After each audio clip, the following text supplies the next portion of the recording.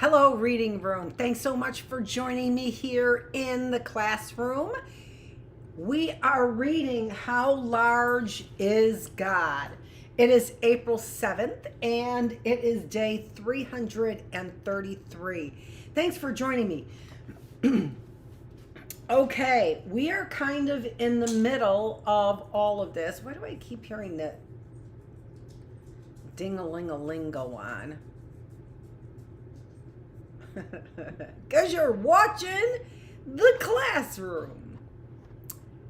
No, yeah, can you believe that? I'm checking my mail, but it's like, seriously? Who is that?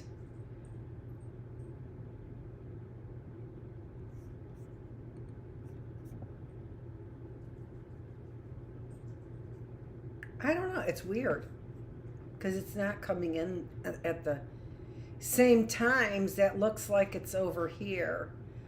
Yeah, give me your 1111. I'll give you my 1111.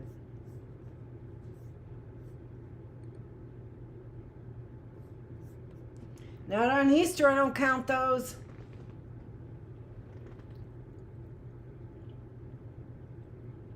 Or after Lent's over. So, scientists, what's the tally? Okay, I'm sure I read through this. God the Father. So we are on, as you can see by the sign that we have there. These are signs now. They're going to be signs. All right, signs, because we're all into some kind of sign. How large is God? This is day number 7. We're on chapter number 4 of our book. I want to see if that includes the introduction. Just bear with it.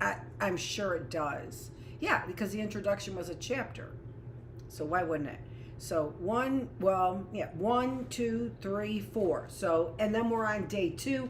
This one is probably going to be 3 days, and that is because, it's cold in here. God the Father. So we reached a point of inquiring what further progress might be made in achieving an even deeper understanding of God. How might we speak of God in the 21st century?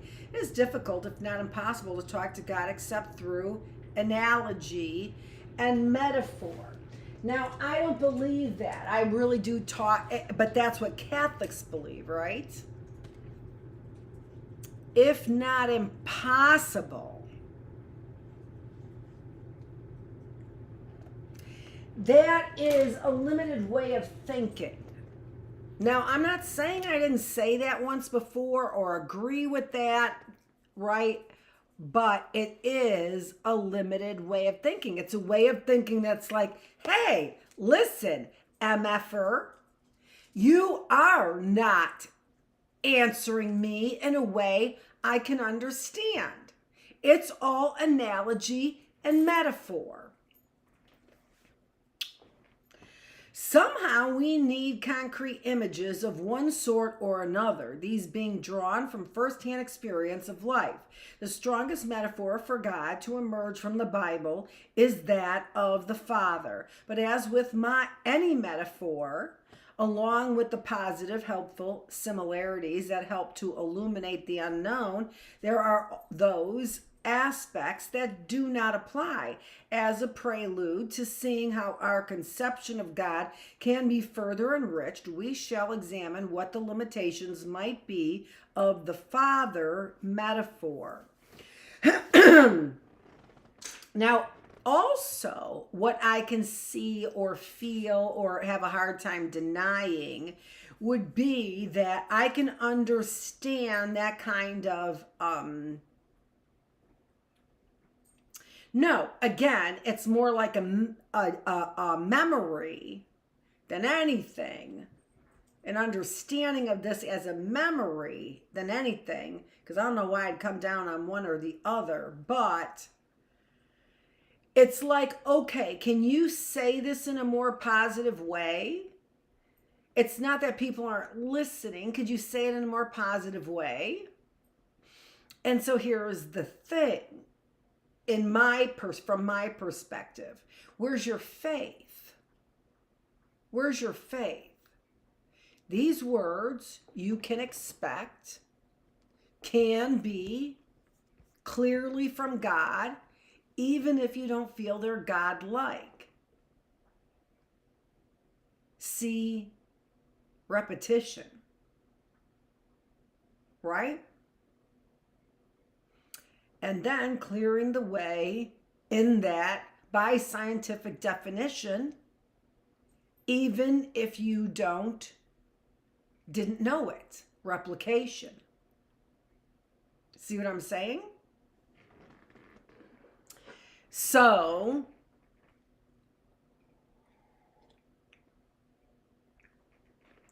and I can't remember, recycle.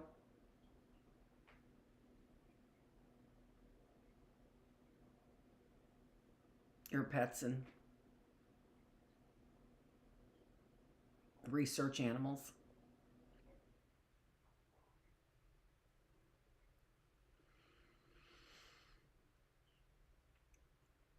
The strongest metaphor for God to emerge from the Bible is that of the Father. All right, we already read that, right?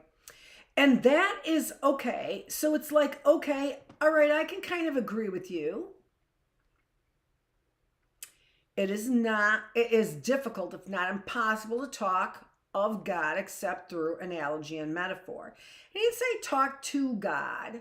He said talk of God. Okay, true that. But as a preliminary, perhaps we ought to address Freud's argument that the whole idea of a Heavenly Father figure is illusory. There is if you recall,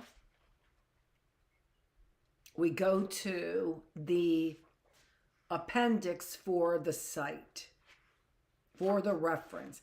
Sigmund Freud, The Future of an Illusion. Interesting. You know what this paradox is? How you present it one way and mean another.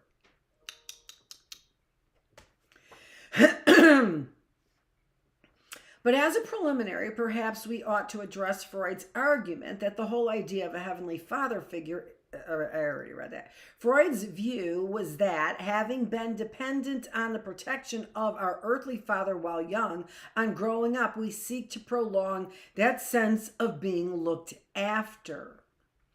A feature of the unconscious is that it can, on occasion, convince us that what we wish for has, in fact, come about. In this way, the unconscious, through the process of wish fulfillment, leads us to replace the earthly father with an imaginary figure in heaven. Well, yes. He is an imaginary figure in heaven. But for real people of faith, that imagination is not limited to a physical father. The imagination and concept is of a loving God, no matter what form you see him in, right? Okay. Looking at those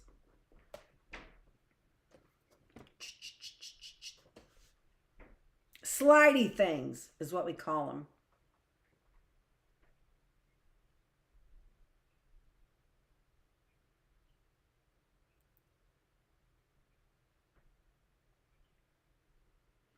Okay, sorry. All right, there we are. I was wondering. I couldn't figure. There is much that one can say against Freud's suggestion. In the first place, one would have thought that dependence on the protection of a father was universal, and that a divine father figure would be a universal feature of religions throughout the world and for all times. But this is not so. You might be stretching the truth there. No, you wouldn't be stretching. No. Certainly, though, of a Jewish father figure, if they are portrayed as they have been portrayed, for example, in the tenements and, for example, in the Bible.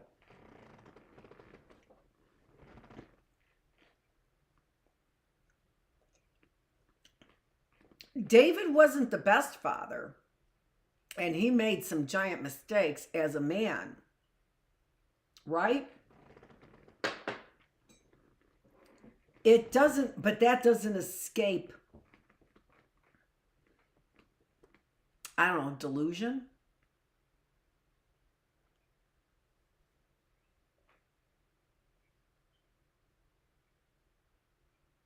Second, so there's some things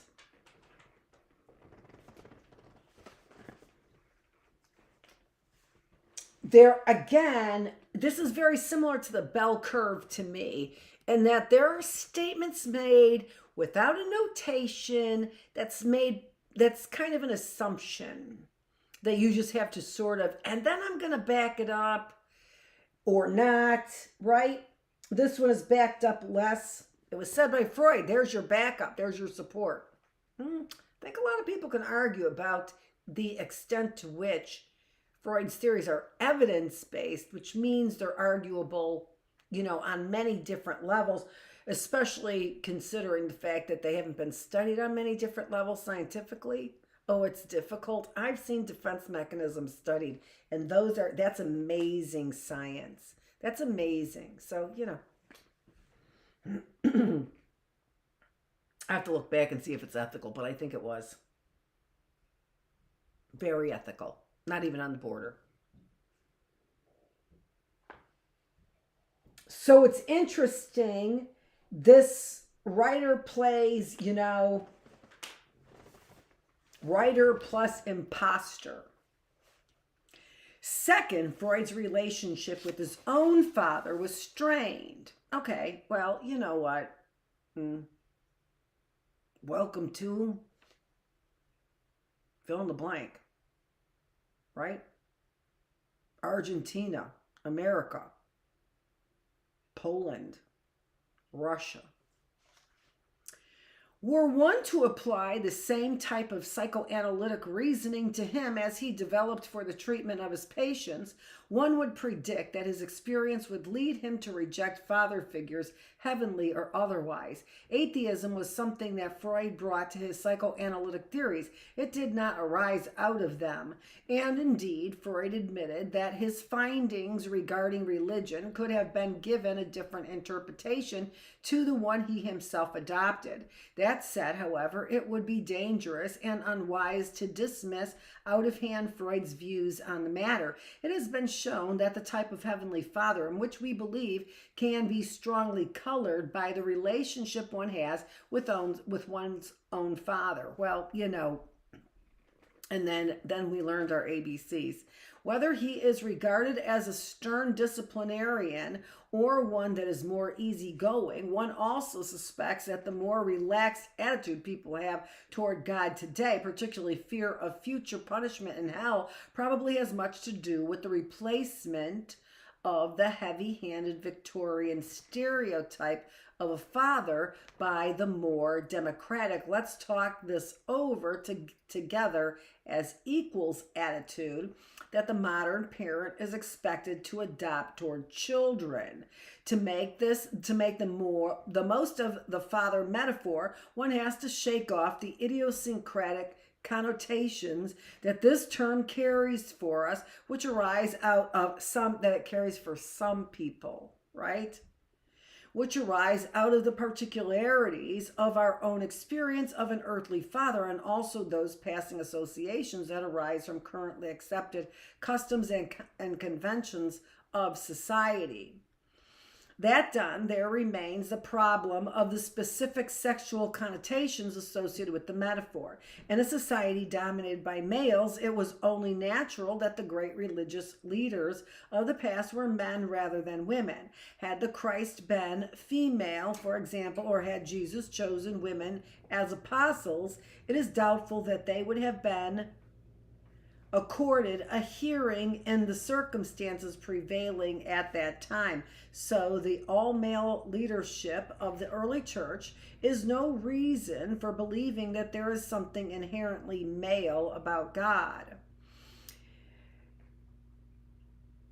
In the changed social climate of today, where women are at last gaining the opportunity to shine in spheres of influence previously denied to them, the irrelevance of gender in most contexts is becoming increasingly clear. That being so, there seems little justification for thinking of God, the God of all people, as having a particular affinity with the 50% who happen to be male, although there might remain some concern that the trend to accord to God's nature a feminine aspect might merely be a reflection of current trends in society, making God in society's own image. It seems to many that we have an example of the spirit of truth leading us not only toward the recognition that men and women have equal rights, but that in God's very nature there is no preference for one sex over the other. The idea of a heavenly parent who incorporates qualities drawn from both father and mother is obviously a more difficult conception to grasp than that of a straightforward father figure. We are being called upon to hold simultaneously in the mind somewhat contradictory metaphors, combining relevant features from both, while at the same time discarding the inappropriate aspects. But that is how we are likely to make further progress in understanding God, once we recognize that in addition to all the positive aspects of the father metaphor, in terms of protection, discipline, training, guidance, wisdom, example, etc., we can add those of the mother metaphor. We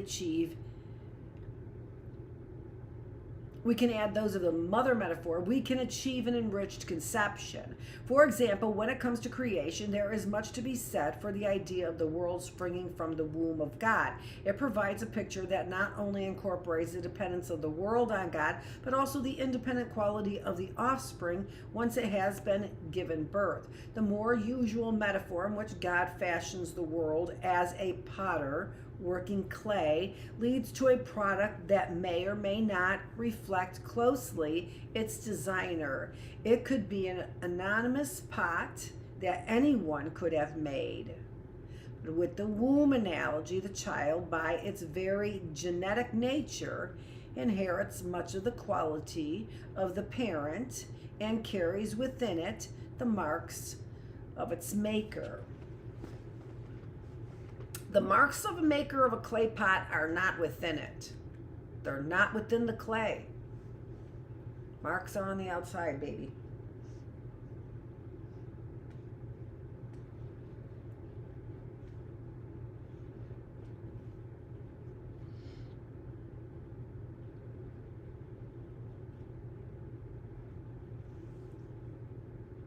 God the Creator. Having just then touched on God's role as creator, we turn next to cosmology. Of all the branches of science, this is the one in which some of the most spectacular advances recently have been made. This new understanding of the origins of the universe was, of course, not available to people in biblical times. So we must ask whether this new information about the world has any additional light to shed on the character and role of its creator. It is currently accepted that the universe came into being through the Big Bang. Originally, all the contents of the vast universe we observe today were concentrated at a point. From this infinitesimal beginning, it expanded. The great swirling collection of stars we call galaxies are still receding from each other today in the aftermath of the great explosion. The cooled down remnants of the fireball that accompanied the explosive events still bathe the earth in cosmic microwave background radiation.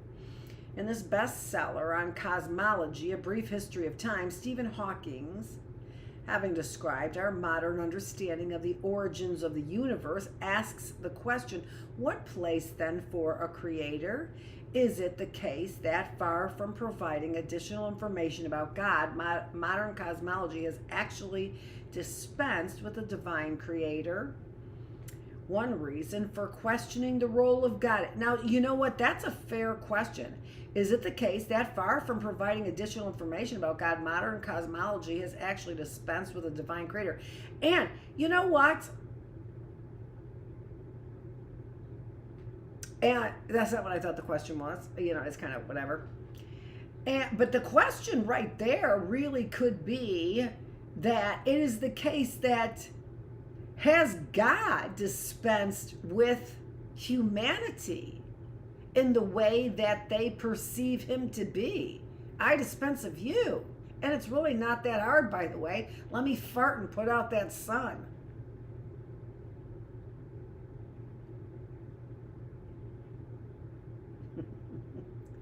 One reason for questioning the role of God in the Big Bang,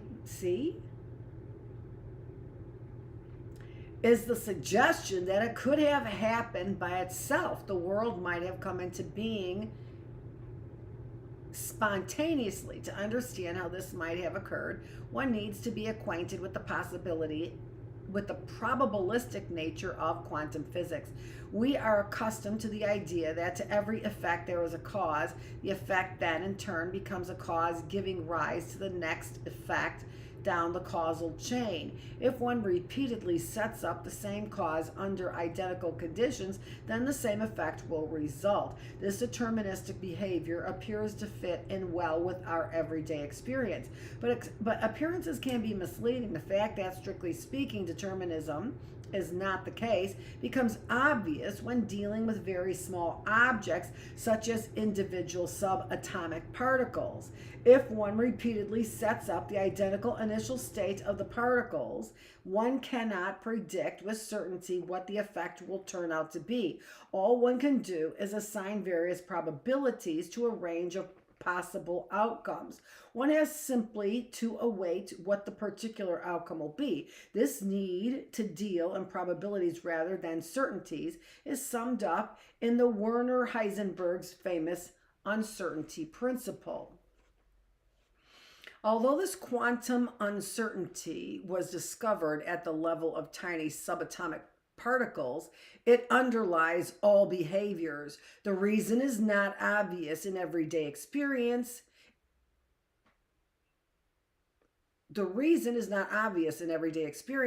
Is that we are usually dealing with such large macroscopic objects that the quantum uncertainties become negligible compared with the quantities being measured.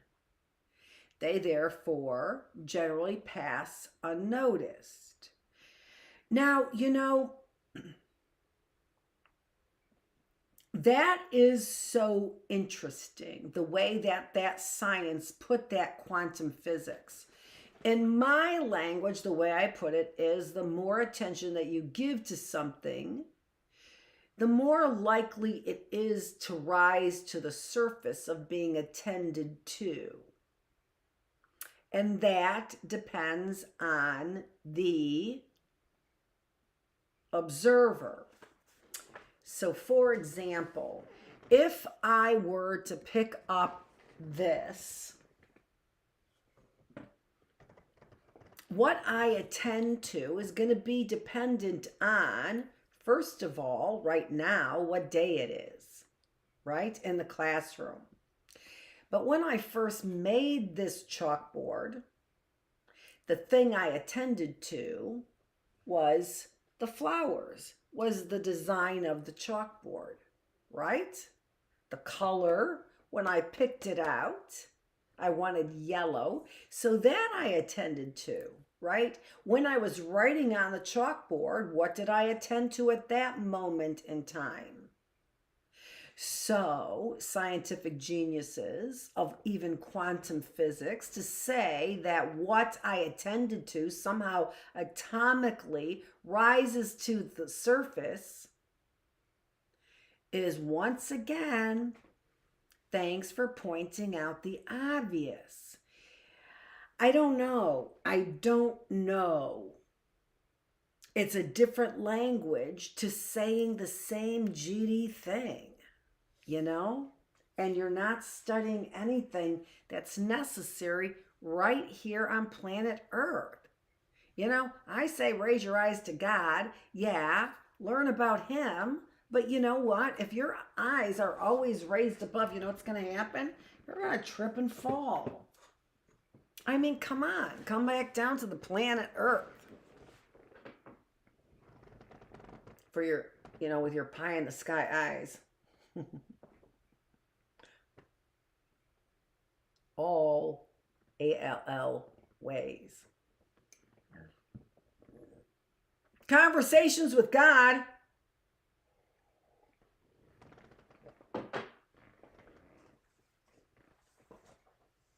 Oh, I don't have that out here. Too bad. I gotta, yeah. I'm really sad I didn't show you the embroidery I was doing. You know what? It's getting hard to do all those letters. That is, because, you know what it says, and now you're putting all that time into all those letters, stitching all those letters. It's the part that is appreciated the most by the artist because it's the most difficult. It's why you don't see a lot of writing on paintings. It's difficult. And then, even when you do it, what happens? You put a little water on ink, washes away.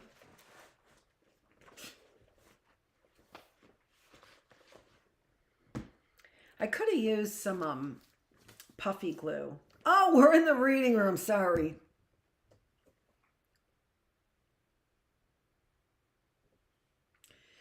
So, Werner Heisenberg's famous uncertainty principle.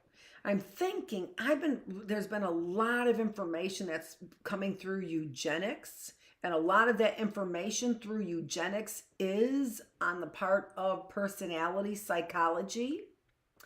And it is interesting to find out which one of those SOBs really were into eugenics. Today we call it genetics, right? I'm just into DNA. That's all. Just because I don't believe like what you believe, you weirdo bird brain. So what's coming to me is this uncertainty principle. And I think the uncertainty principle was Isaac. So they're mentioning a lot of people in the eugenics field that I know studying personality, number one, personality psychology. Although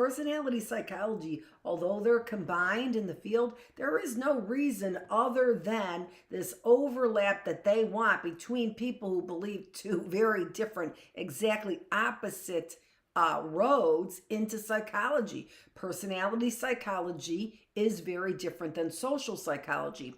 And as you can see, those scientists want to continuously answer questions that have to be with what they call stable, unchanging elements of whatever they're studying.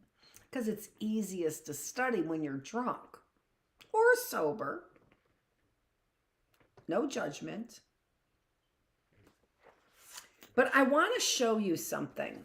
I just want to show you something. We're in the reading room, and this is going to be that kind of a book, right? You got to take a breather. It's not that you couldn't have said those words and somebody substantiate your contribution to that entire book and all those ideas that you might be poo-pooing right now.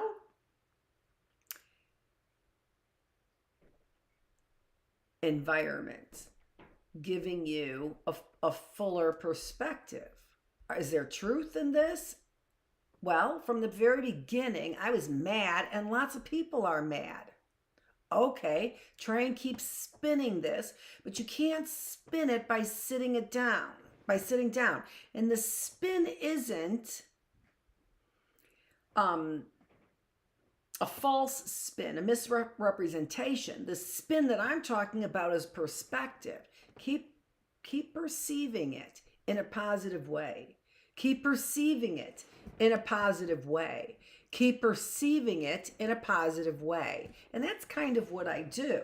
So even with personality psychologists that's presenting important information on that side, saying, listen, this is important information. I don't know how medical doctors who are mental defects are going to pervert this important information, but it is kind of important. We're starting with the basics, and the basics are that there is truth in these discrepancies. For example, there's truth in these discrepancies. And if you continue to keep these discrepancies going, you will see those discrepancies continue from one generation to the next, to the next, to the next. And then what ends up happening, right? Then what ends up happening is they call it fucking DNA. It's not DNA. Nimrods. Okay. Digest this Nimrod asshole. Is that DNA? I don't know. But here, you know what? Just because I have to sometimes, it's not the it's not the what the author Stannard is saying is wrong right now. It's to give you a fuller scope. I mean, those really are highly complex words because of the giant ideologies that those words are putting together. And I'm about ready to show you that in a more physical form.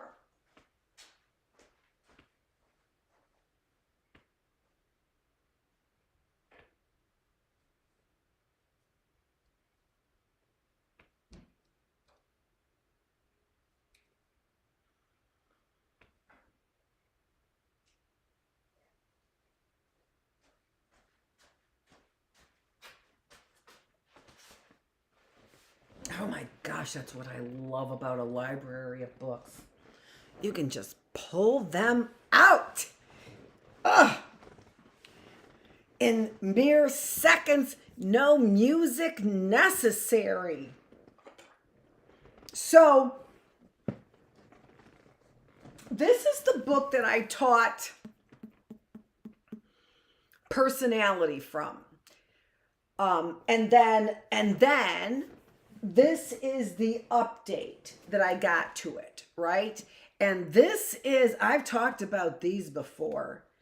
This is called an experimental psychology. They gave it a name that it's kind of like genomes. I think that's what it is. I think it's genomes. And then you had to decide how is that person like attach an emotion to this, right? And then I could set up my alien with some true emotions. But even still, there's only a direct route. I can put in another direct route and another one and another one and another one. But it's not going to give me perspective like a human being. It's only going to give me another route to information.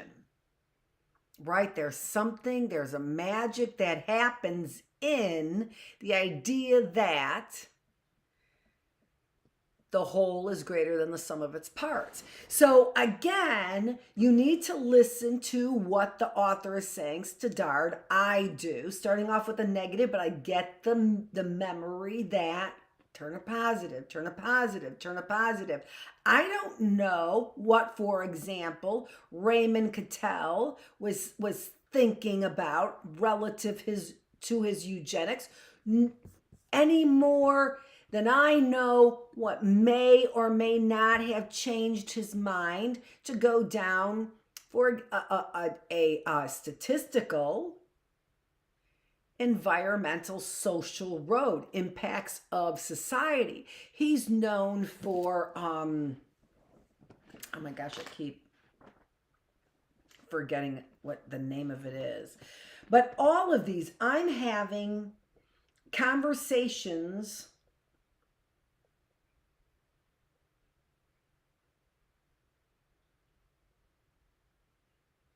about people that I consider to be my heroes because I feel like they were believers.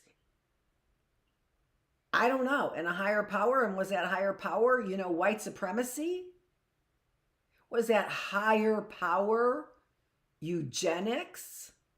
You believe in a higher power? That's a hierarchy. Yeah, you're on my team. You supremacist? No, but I can understand how you can easily make associations. What I've always been about as a social activist is the psychology, the balance to understand, answer the question first. Is it really part of our DNA? Or is it still really relearned by somebody who's another generation of people who believe the same thing? Right? So there is, so these names are my heroes, like Gordon Allport, who looks like, Sheldon Alexander from social psychology. Did they really go down these social roads, for example? And then here is Henry Murray's, and I'm taking from the bigger book, even though I didn't teach from this book. This is like jam-packed with information. And this, I was going to say, not Ising though. This is put together by Hall, Lindsay, and Campbell. Amy Lynn Hall, I have no idea. You know what I'm saying? No? I'm saying they have the same last name. See the mysteries. I go off on Amy Lynn Hall.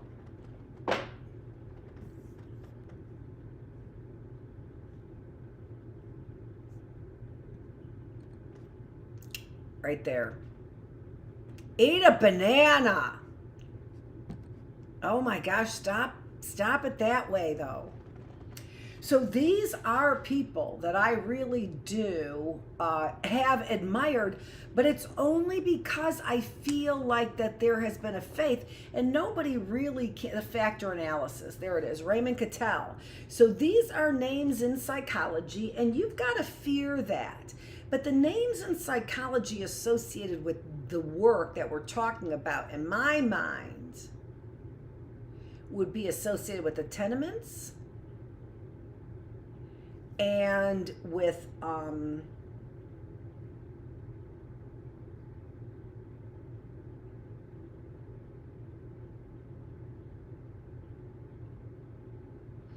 not necessarily Nazi Germany. I wasn't going to say that.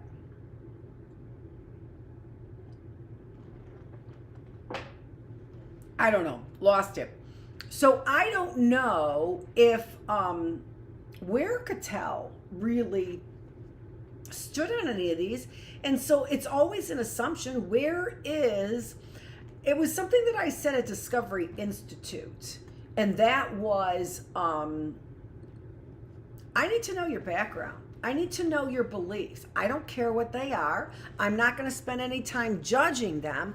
But just like you in the first book that you had us read, and I've said this before, that in the first book that you've had us read here, you tell us where you come from, where you stand on these, so we can know. And there is no, when I read about Freud, when I read about Einstein, the assumption comes through the literature about where they stand on these things, right? So why isn't that part of their literature? I bet that they would like to tell you where they stand on those things. Maybe most of them have stood when they were publishing and those kinds of things on those,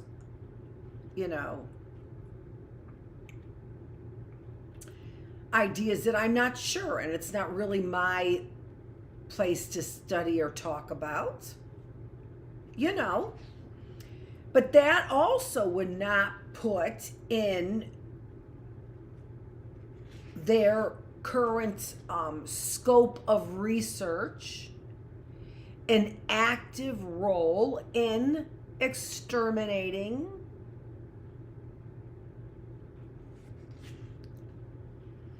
you know, what they would consider lesser people. I don't know how to put it. Black and brown people. My sister used to always call them black and brown people.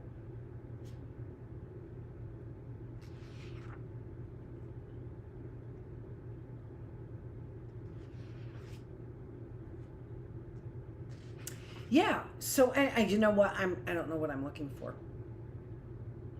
So that was a little bit bothersome to see these names that I recognize as people. But, you know, just to kind of give you another perspective on this, because I would like to know their background also. These people are kind of giving me a background, right? But I also know that a lot of people wanted to produce a certain kind of thinking from me with a certain kind of slant to match their ideology, right? And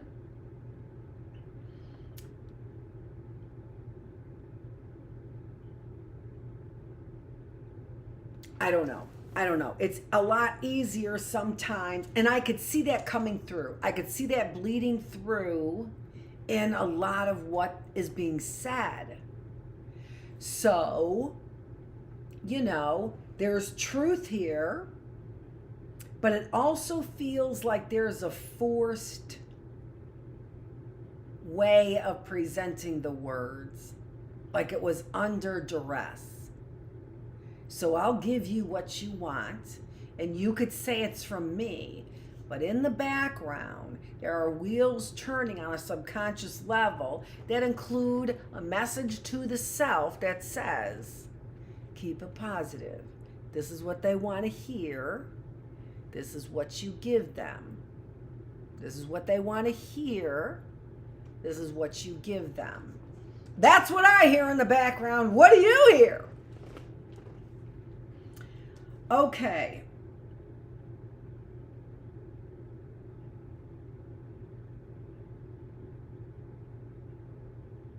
One reason for questioning the role of God in the Big Bang is a suggestion that it could have happened by itself. The world might have come into being spontaneously. To understand how this might have occurred, one needs to be acquainted with the probabilistic nature of quantum physics. All right, we already did all of that. So, again, no, you don't. No, you don't. You haven't told me one GD thing by going into this diatribe. Okay. This being so, what relevance has this for cosmology, the study of the universe that is the largest thing there is? The relevance becomes apparent when one recalls that the universe was not always big. Oh, well, certainly then it's relevant. Indeed, at the instant of the Big Bang, it presumably had no size at all. That in turn would mean that the uncertainties would have been infinite. It is this thought that prompts the idea that perhaps if one starts off with an initial state consisting of nothing, there might be a finite probability of there might be a finite probability of a violent quantum fluctuation giving rise to a state of something. You know, and then you go back to these physiologists who want to shake the earth a little bit with their dynamic atomic processes. This something begins infinitesimally, small, but promptly undergoes a Big Bang and develops into our familiar cosmos. And this is all we're trying to do with our atomic weaponry. For all we know, this sort of thing might be going on all the time. That was sarcasm. All right, let's really note that as sarcasm. Universes might be spontaneously tumbling into existence all the time by these quantum fluctuations. This, of course, is more. And so doesn't that sound like scientists are what scientists are trying to produce with their Big Bangs?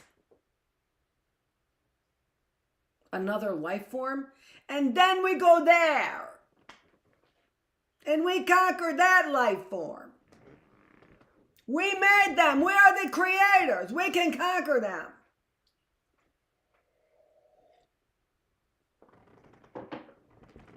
Just a sandbox mentality, isn't it? Hey, look, I have some sandalwood. It would certainly call into question, here, did I say that? This, of course, is little more than speculation. Oh, really? Thanks, scientists. That's another genius statement as well. Other universes, you don't tell me why they rise to the surface. You say it's attention. Well, yeah, it is. Okay. You know what I'm saying? Doesn't tell me one GD thing about the classroom or that flower that I noticed because a bee settled on it. And at that time, my environment was so that I wanted to notice the bee and what he was doing as opposed to swat him away because he's close to my lunch and my children. Do you understand? Other universes, by their very nature, are not open to experimental verification from this universe. Also, we are talking of what supposedly happened at a point of infinite destiny, and there is no way our physics can handle a situation like that. Nevertheless, we're going to pour more money into it. We have that problem over there with those American native Indians over there still. That's just haunting us. So we're going to spend our money over here now. Also, we are talking of what supposedly happened at a point, where is that? Yet the spontaneous generation of universe through the scope apparently afforded by quantum uncertainty is an idea that appeals to many. Their eyes are a little crooked. They've had one too many vaccines. So we must ask, would such a possibility threaten the idea of a creator God? Yeah, you're a son of a bitch, aren't you? You piece of shit, you. Would looking and exploding the universe and trying to look at the Big Bang Theory, would that threaten God?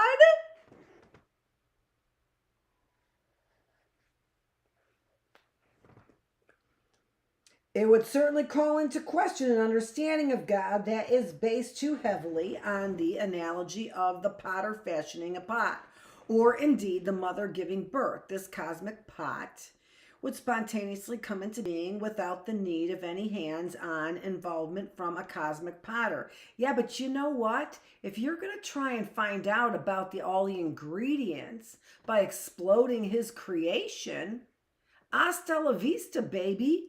Oh yeah, and didn't I tell you I was going to fart out the sun before I exited?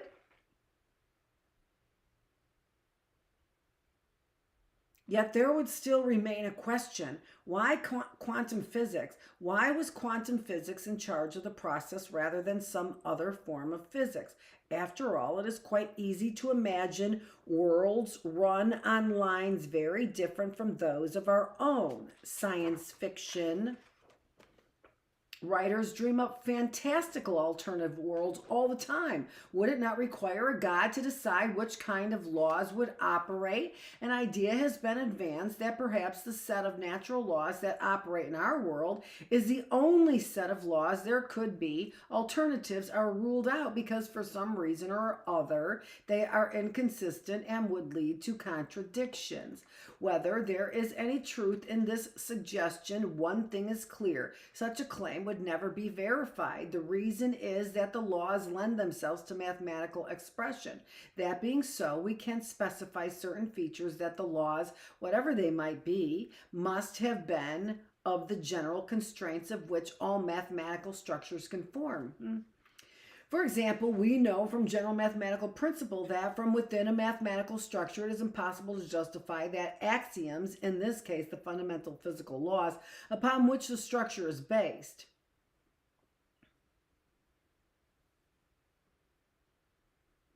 It is impossible to justify the axioms upon which the structure is based. We humans, being component parts of the universe, have representations that are part of the overall mathematical structure that governs the working of the universe. We ourselves are within the structure.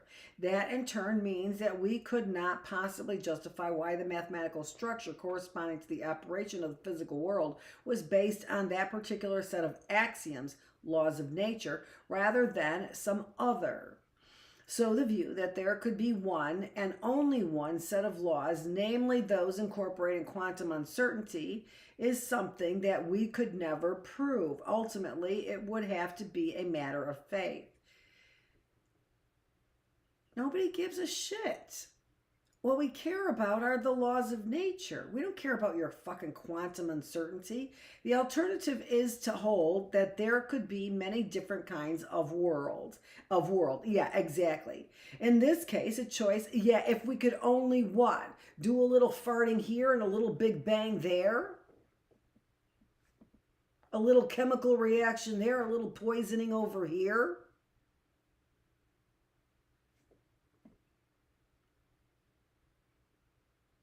Just bury it. That's our model. Just bury it. I don't know what it, just bury it. Bury it. Just bury it. It's a big C. Just bury it. It's important. Just bury it.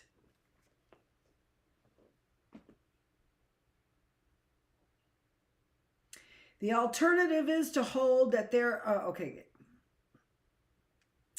Be that as it may, there is further reason for us to revise our understanding of what it means to regard God as the creator. The impression of the Big Bang is that it was an explosion, much like any other explosion, only bigger. But that is not so.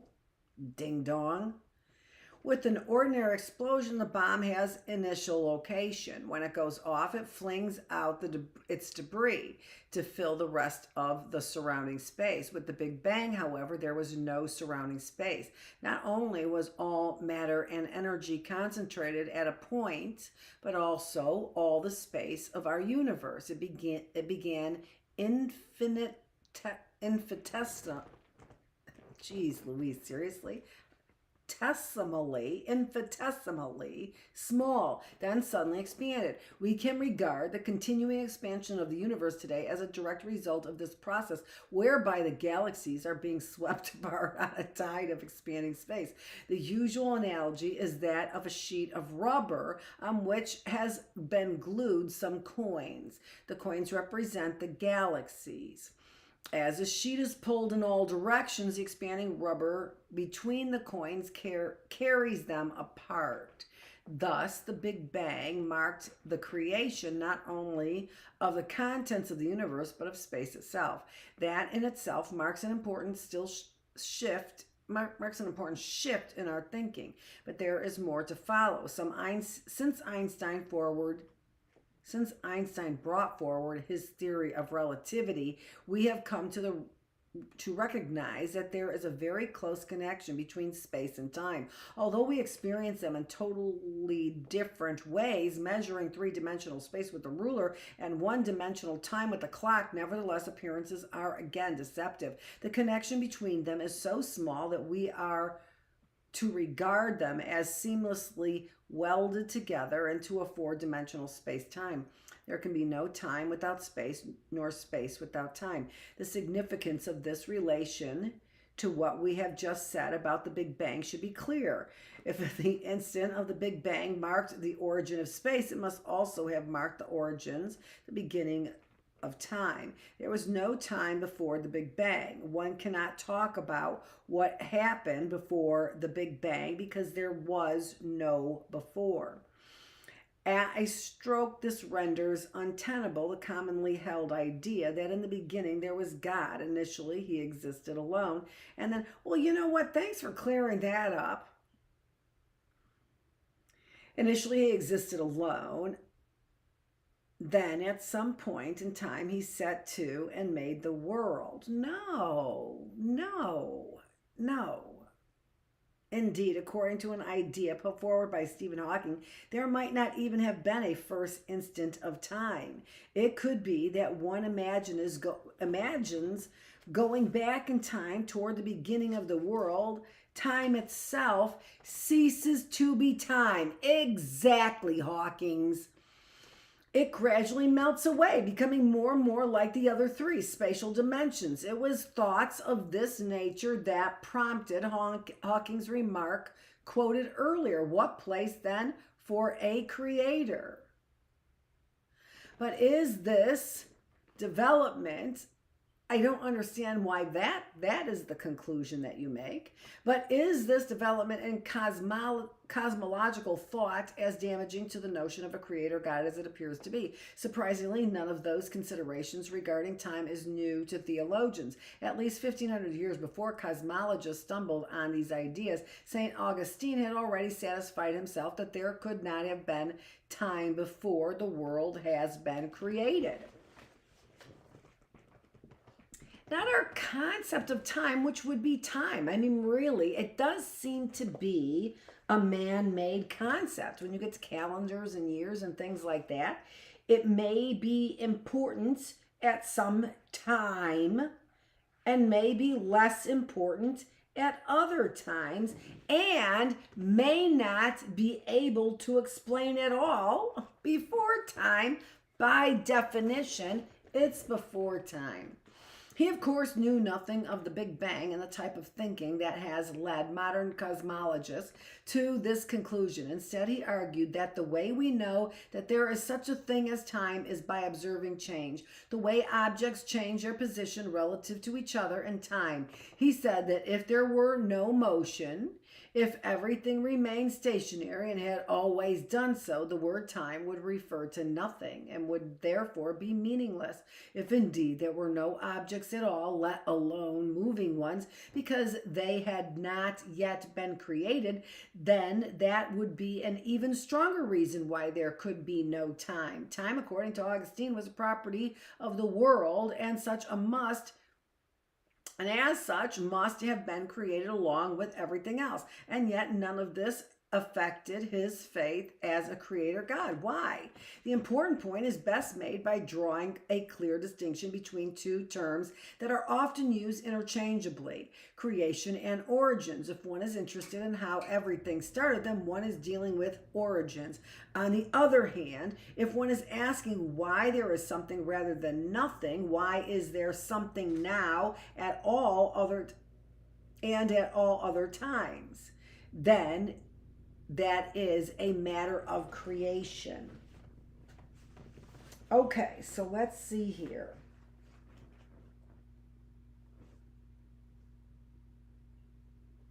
If one is interested in how everything started, then one is dealing with origins. We know that evolutionary scientists are not interested in origin. If one is asking why there is something rather than nothing, why is there's something now and at all other times, then that is a matter of creation. And that's interesting as well, because that is what evolutionary scientists are interested in. Let's continue. God as creator gives existence to the world moment by moment. That is why traditionally theologians inextricably link the notion of God the creator with the equally important and relevant one of God the sustainer. And this is interesting as well, because God is going to then, therefore, on this system of thinking, continue to create as long as there is an environment conducive to creation. Motherfuckers. You depopulationists. The Big Bang origin of the universe and its subsequent development through time rightly falls within the domain of the scientists. The questions of creation, on the other hand, is seeking the ground of all being, the source of existence of all space and time, and as such falls within the province of a theologian. In this latter context, what happened at the first instant, or indeed whether there was a first instant, is quite immaterial. Yeah, we would just love the way you SOBs decide to answer questions by dividing some of the most obvious and necessary components of the explanation so that you can dissect your part. Okay, we've been here for an hour. Thanks so much for joining me here in the reading room. The next section of this Approaching God Through Paradox, which they are doing a good job of, right? The next section is called God of the Universe, so we get to see the paradox of the God of the Universe. This is written by F. Russell Stannard, and the whole entire book is called How Large is God?